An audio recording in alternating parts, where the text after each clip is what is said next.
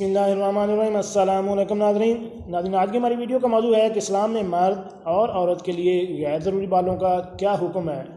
ایسی بات جو ہر بالغ مرد اور عورت کو لازمی پتہ ہونی چاہیے، اس کے بارے میں آپ کو ابھی تفصیل سے بتاتا ہوں۔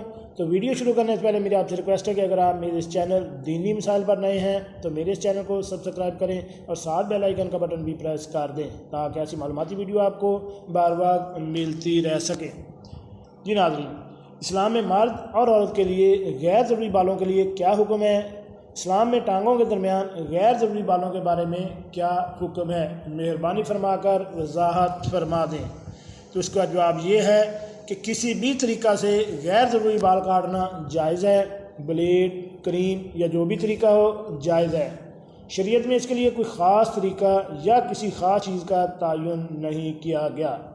بغل کے بال اور زیر ناف بال ہر ہفتے کاٹنا چاہیے، لیکن یہ بات ذہن نشین ہو کہ 40 دن سے زیادہ ہو جائیں تو یہ گناہ شامل ہو جاتا ہے۔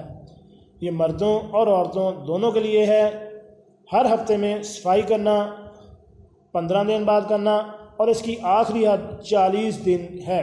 اس کے بعد کوئی عذر نہیں ہے۔